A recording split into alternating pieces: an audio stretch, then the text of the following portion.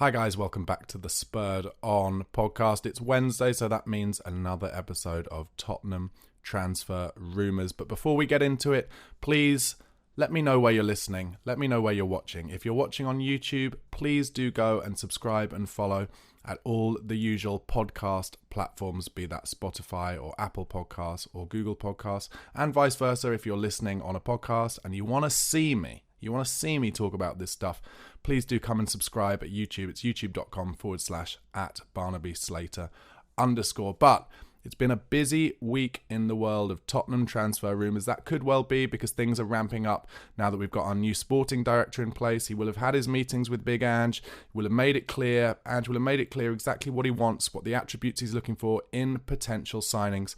And I think now our recruitment team and our data team will be tracking a lot of players and putting them into a list for Big Ange to then sign off and us to start making bids for with January in mind. Obviously, January is never an easy time to buy players, and it may well be that we're setting things up for next summer. But with the likelihood of potentially Pierre-Emile Højbjerg leaving, Eric Dyer potentially leaving as his contract runs out, if we get a bid for him in January, they will definitely be looking at players who they can try and bring in to cover gaps if we were to lose anyone. So let's get started. Victor Nelson is a report of someone that we're looking at. He is a centre-half, a Danish centre-half from Galatasaray at the moment. He's 25 years old. He's played 10 times for Denmark, and he joined a couple of years ago, back in 2021, from Copenhagen. He went from Copenhagen to Galatasaray for only €7 million, but he does have a release clause of €25 million, and that's where I think things could be interesting. I really do think that Spurs, continuing on from how they started dealing with Paratici, really are looking to be the best in the market at players with release clauses or players who are coming to the end of their contracts, players where we can get them at the prices that are not right at the top end. I know a lot of Spurs fans will be disappointed with that, upset at that. Why aren't we willing to pay the top money that the Chelseas are willing to pay, or that Man Cities are willing to pay, or even to some degree that Liverpool are willing to pay, now that they, went for 110 million to try and get Caicedo and outbid Chelsea. But the reality is of the club, in my opinion, we still have a huge debt because of the stadium.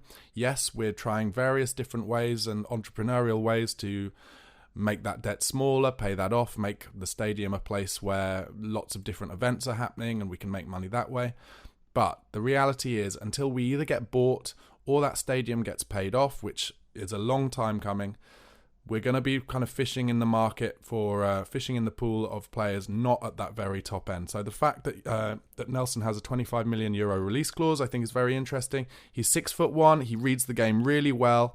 I've watched a fair bit of his stuff. He's got great mid to long range passing, kind of Toby Alderweireld-esque in that way. And I do think that's something that Big Ange might like, because he can also obviously play it easy, 5-10 yard balls.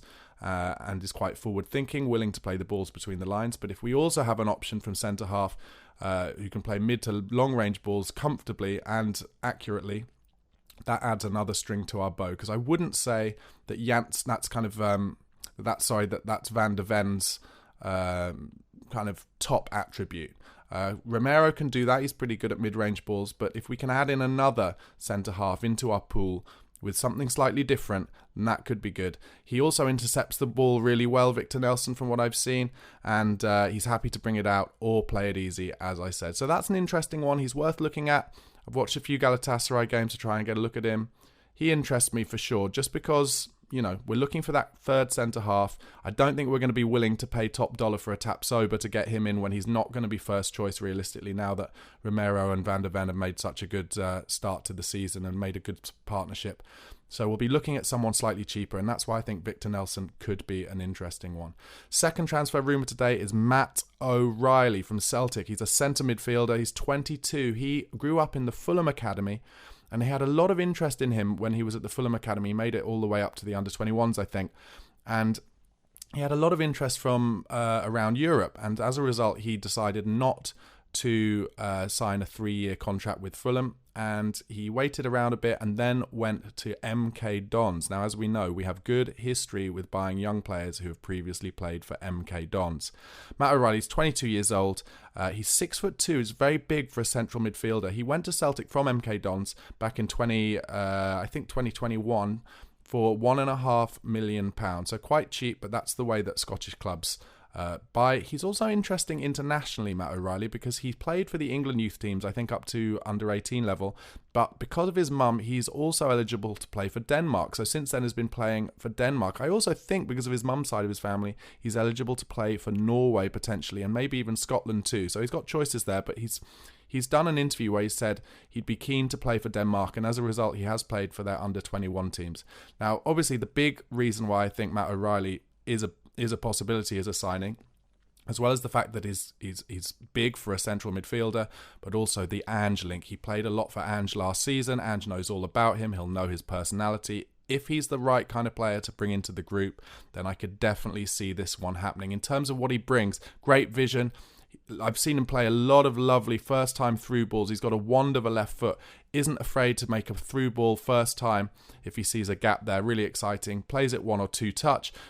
He works really hard back and forward. And then one of the most vital things that he brings as a central midfielder that is hard to teach, late runs into the box. That kind of Frank Lampard, Dele Alli-esque talent to know when to make the run into the box to make yourself a chance. And like I said, he's a great finisher, wand of a left foot. There are some amazing goals to watch if you want to see some clips of him where he's just banging it into the top corner with that wand of a left foot, kind of placing it into the top corner. Really exciting.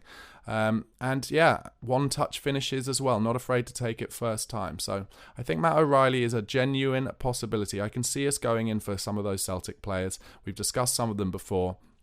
It seems to make sense. And the talk is that Celtic would be looking for about £25 million for him. That seems a bit high, realistically, for me. I don't think, realistically, Tottenham would pay that, but I think they could probably negotiate. And they do also have a sell-on clause with Cameron Carter-Vickers, who came from Tottenham to Celtic, and he is apparently interesting some Premier League clubs again now. I could see him going to maybe a Luton or a Sheffield United, someone kind of towards the bottom end. Maybe we can do some negotiations for O'Reilly with that sell-on fee. The third man I want to talk about is Nico Williams from Athletic Bilbao. He's a forward / winger, very exciting prospect. He's played 10 times for Spain for the national team. He scored 2 goals. He is well talked of amongst the kind of tactical elements of the Tottenham fan base. Those of them who are kind of far more tactically renowned than me think that Nico Williams is a good option for Spurs in terms of buying an attacking midfielder. They feel strongly that we need more cover there. Obviously, we've got Brennan Johnson to cover for Richarlison, but with Perisic being out, we feel like there needs to be another person brought in realistically, and I don't think Perisic will stay because his contract is up at the end of the season. He's on like 200 grand a week, so I think we'll be keen to get that off our books. Liverpool and Arsenal also interested in Nico Williams. He's only 21 years old. As I said, he plays for Bilbao. He's speedy. He's got trickery. He's got vision. He's very excited. He likes to play kind of inverted off the right, similar to Decky Kulusevski in terms of position, but a very different player, a lot quicker, a lot more dynamic, kind of more likely to run in behind than Decky Kulusevski is. Finishes with both feet really nicely, and he's got an eye for a pass too. I would say that with Liverpool and Arsenal interested in him, it seems unlikely that Spurs would get into a bidding war for a player like that in January. But let's not forget that only a couple of years ago we tried to buy Luis Diaz and really put the frighteners up Liverpool to make him go early to Liverpool. So if there was an opportunity there for us to get him, and maybe we think we're going to kind of get him earlier than if he was going to, say, stay at Bilbao till the summer, and that's when Liverpool or Arsenal would go and get him, I could potentially see that happening, but we would have to put up a lot of money. We're looking at north of £70 million, I think. Not sure of his contract situation, but I think potentially a bit too much money, but that would be a signing that would excite the fans, that is for sure. Next, Javi Guera plays for Valencia. He's a youngster, he's only 20. He's a midfielder, but he's big as well, 6'2", which again makes me think there's some kind of pattern here. We're looking for players who are intricate in midfield but also have the right size for the Premier League. We don't have your Tom Carrolls or your Harry Winkses anymore. Oliver Skipp, I guess, is still our smallest, but he's a bit more stocky. But this is a 6'2" central midfielder. He's played 12 times for Valencia, very young. He can play as a 6 or an 8. He's got amazing long-range passing. Classic for a Spanish player. Great vision. He's a good finisher, likes a through ball too. So we're looking at players who can unlock. I guess we're looking at players, can you play a 6 or an 8, similar to how I guess Bentancur can cover, the Basuma role or the Maddison role. I wonder how long Gio Lo Celso will stay at the club if we're looking at central midfielders so heavily as it seems like we are. And then with Javi Guera, also loves to take the ball on the half turn, which is something that, as I've discussed a lot, Big Ange sees as very important in his midfielders and all of his players, really. So he's another option, a bit younger. He's only played 12 times for Valencia, so maybe we could get him a bit cheaper. Interesting to see the kind of players we're into. Finally, there's some interest from us in Trevor Shala from Chelsea. This seems unlikely to me. There are more talks now of us buying players and selling players to and fro from Chelsea. Obviously, we're interested in Conor Gallagher, so maybe with their new ownership, that is something that could happen. Trevor Shala is he's a centre-back or defensive midfielder. He's a good utility player, can also play right-back. He's played in all the England international age groups. Considering he's, I think, 24 or 25 now, he's only played, I think, 40 times for Chelsea, or started only 40 times for Chelsea. So he's been kind of stunted there.